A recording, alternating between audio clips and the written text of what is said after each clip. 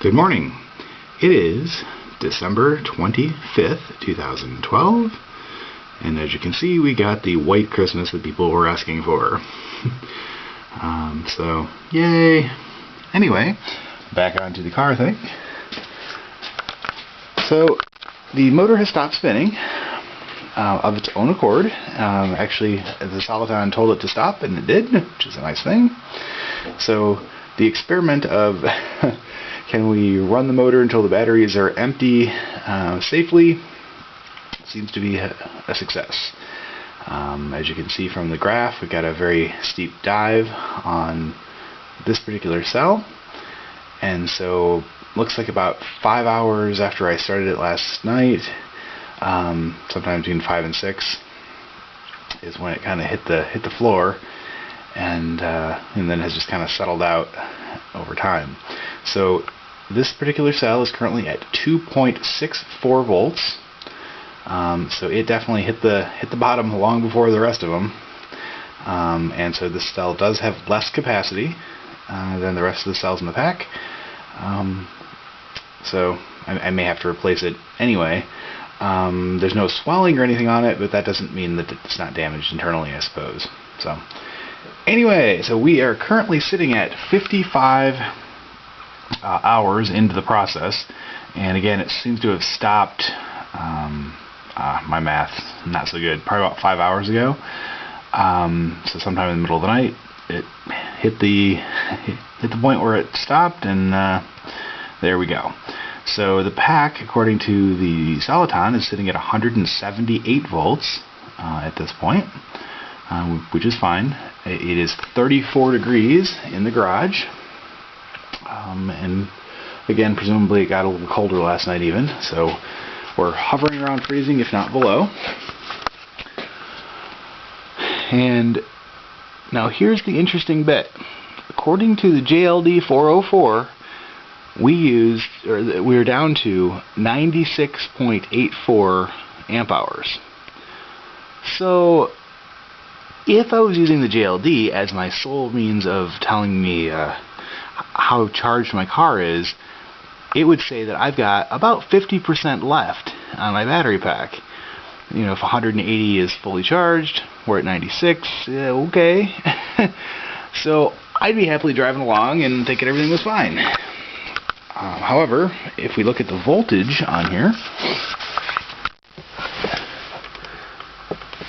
we can see we're at 176 volts, and actually I'm not sure if the camera's picking that up with the glare in here, but anyway, 176.9, and we're assuming that empty on this pack would be about 168. So voltage-wise, we're showing that we're pretty much out. The amp counter doesn't seem to be all that accurate. I don't know if it's a function of that we were pulling so little amps. It was only registering about 1 or 2. And it might be that just it can't deal with that small of a amp draw or something, or it's not very accurate at those amp rates. I don't know. Anyway, so I'm going to shut off the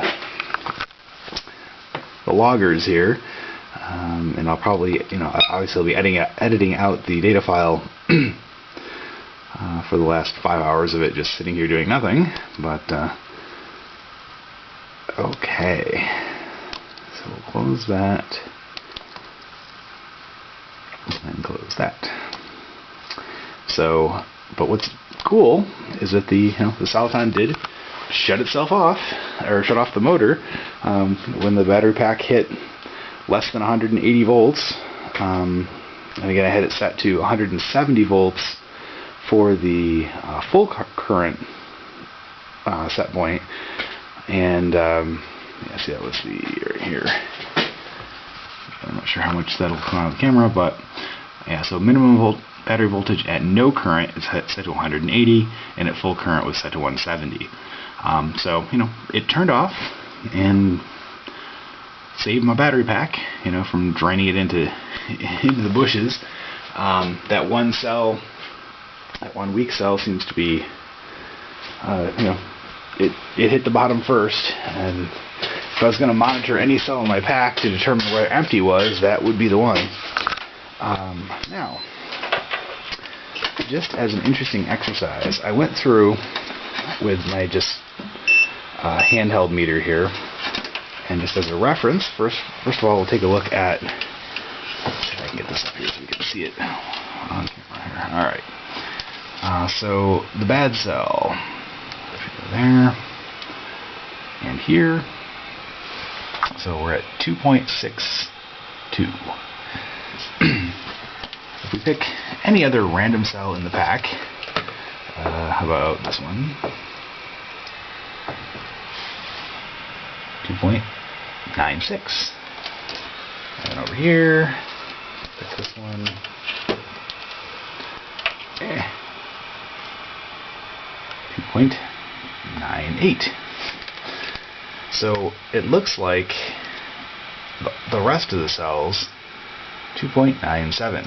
So again, I'm just kind of picking these at random just to kind of see. Let's grab one from the original pack. Let's say next to this one, or sorry, from the 7 that I had added. Oh, cable went away. Sorry. How awkward is this? Okay, 2.90 on that one. So we're at about 2.9 on all the cells in the pack except for that one that's at 2.6.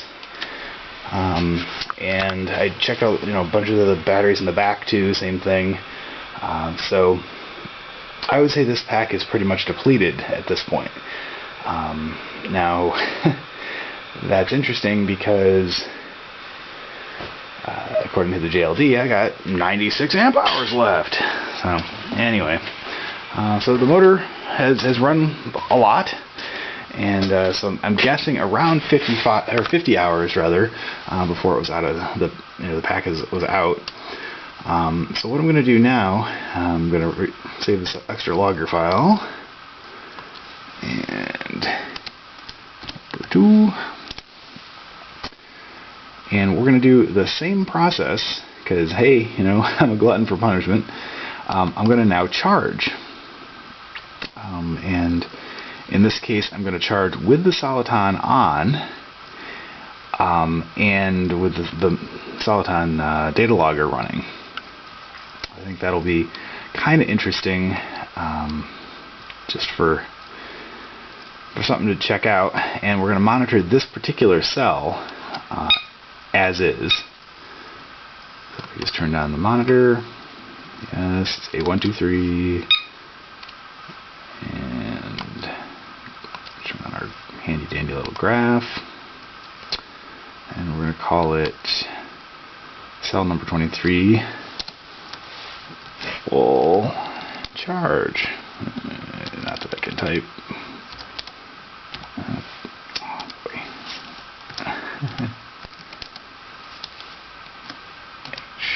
HARG. Okay, so full charge.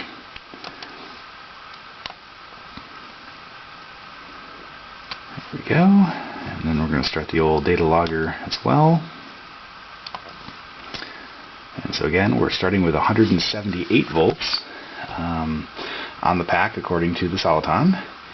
And according to the PowerLab, we're at 2.634 volts per cell, or on this cell rather. Okay, so what we're looking at here is a little experiment that I did where I reset everything and I put the battery charger on, so you can see that this cell started out about here, it spiked up to about here, which is 2.96 volts, and then when I took it off the charger just after about 2 minutes, and then it started to taper off. Then I hooked up the Soliton, or started up the Soliton again, got the motor spinning, and started logging. So it's been about 10 minutes since I started that process. And as you can see, we were now back down to 2.76 volts on this particular cell. And the battery pack is hovering right at 180 volts on the Soliton, according to the Soliton reading. So what I'm curious about is where it's going to stop. Oh, I hear it spinning down. So it looks like the 180 volt set point for no current is where, at least when you're idling, it's going to start throttling it back, the power that it's sending to the motor.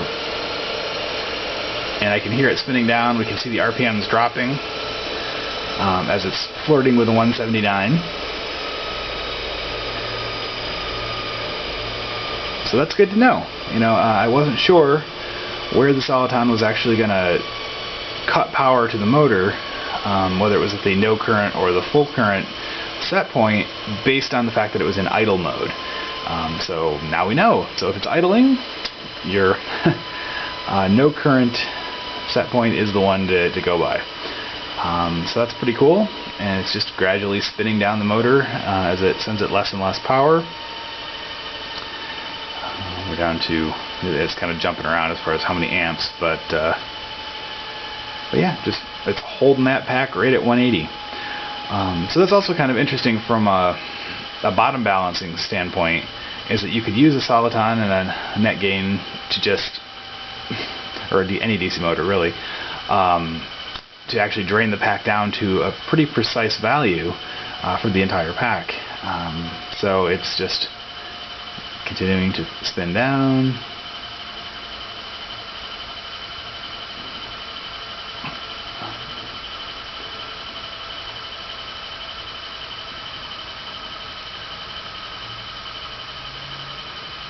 And 700 RPMs and dropping. So anyway, so that's kind of the experiment that I wanted to see here, and that's good. Now I know. So this also kind of gave the batteries a little bit of a workout in that they're, you know, internally as warm as they would get, say, on a little bit of a drive, maybe, you know, around the block or, you know, whatever, right at the end of their charge cycle, or right at the end of their capacity. And so it's good because this simulates pretty much how I would drive it if I took it down all the way to empty. And then I'm going to throw it on the charger just immediately at full current, and that's basically a very good simulation of how I would use it in the real world. You know, it's one thing, I know that they've stated in the past that when the batteries are cold, that you shouldn't charge them at full current, and that's fine. And it's a very probably better for the chemistry to do that. But, you know, I live in central New York. It's going to be cold. I'm going to be driving home from work, and I'm not going to preheat the battery pack you know, before I start charging. I'm just going to pull in the driveway, plug it in, and walk away, which is what I've done for, you know, ever since I've had my car, and what I will continue to do until I killed my battery pack and have to buy a new one. So it may be a hard lesson to learn, but that's just how I do it. So anyway, the motor is just about finishing here. It's down to 200 amps, or 200 RPMs rather. Barely spinning. Soliton's just kind of trickling it out there. And I have a feeling if I went back and looked at the log from last night that, you know, right around 5 hours ago, it would have probably went through this exact same process while I was blissfully sleeping on my Christmas Eve. So anyway, yeah, so it's doing its thing, and I'm just going to let it stop all the way. This also will give me some data logger files that are more precise to the exact moment when the Soliton turned off. So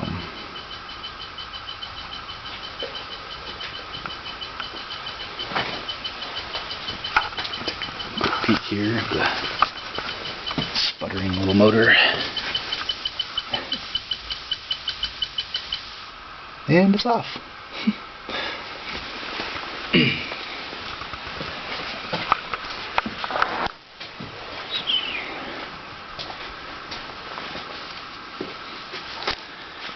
So there we go.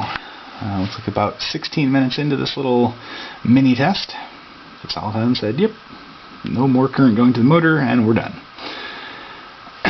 So now that the batteries are no longer under load, we're going to see a little bit of an increase as they bounce back up, but probably not too much, because they're pretty much at the end. At least this one is at 2.7 volts. So anyway, that's kind of that part of the test. And now what we're going to do is I'm going to leave all this running, because I want to see. I actually want to log the charge of the entire pack now on the Soliton, and because I really haven't done that before. And also we're going to track the progress of this little individual cell through the charge process, and we'll go from there. So again, it's 34 degrees, 34.7 degrees in the garage, and we're also going to reset the JLD. So we are at 179.1 according to the voltage there. And as far as the amp hours, we're at 97 amp hours left, which I think is not accurate at all. So it's picking it up. There we go. So we're going to reset that back to 0, considering this the empty point. And just for fun, I'm also going to reset my meter. This little button here is supposed to cut power to the meter that runs the regular gas gauge, the little EV Works. EV Works, is that what it is? From Australia. Anyway. Alright, so we are set. We are at 0 amp hours.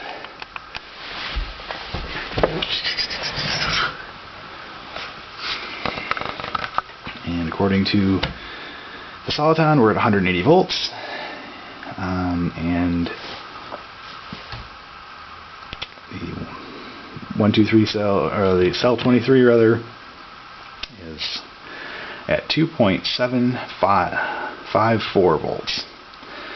Alright, so here we go. So again, simulating the coming into the garage after a drive. It's cold, it's miserable. We're turning on full current from the Manzanita.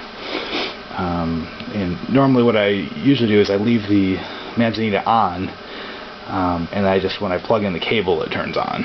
So, for better or worse, that's the way I do. So anyway, according to the Soliton, the pack has jumped up to 188 volts for the at this point. Again, that's just while it's on the charger. That's going to jump quite rapidly up there, and we're just going to let this go. Historically, it's taken about 4 hours, give or take. The charger, for reference, I believe is set to. I probably should check actually, even though it's not very easy to see. On this little front panel meter, this is 188 volts, which I know from my past experiments is nowhere near 188. It'll get to like 210, 220 before it shuts off, but it's still in constant current, constant voltage mode on the charger, because I haven't actually researched which dip switches to turn off to make it just shut off at the set point. And so what's going to happen is that it's going to hit that constant voltage mode and taper off the current long before the batteries are actually charged. That's kind of what I've run into before, is that it starts to taper way too early and ends up not really charging the batteries all the way. But for a set it and forget it, walk away type situation, yes, the batteries will be undercharged, but at least they're not going to be damaged in the process. So we'll cross that bridge next time. For now, the main focus is the motor and seating the brushes, but I'm just kind of doing this little battery test as a side effect while I'm working on things. So Anyway, I'm going to let this go. You know, again, it'll probably take at least 4 hours, maybe closer to 6, depending on if we're doing the whole constant voltage phase. And if the batteries are truly fully depleted and the JLD is just lying to us, which could be too, I don't know. So, anyway, have a wonderful Christmas, and I will catch up with you all later.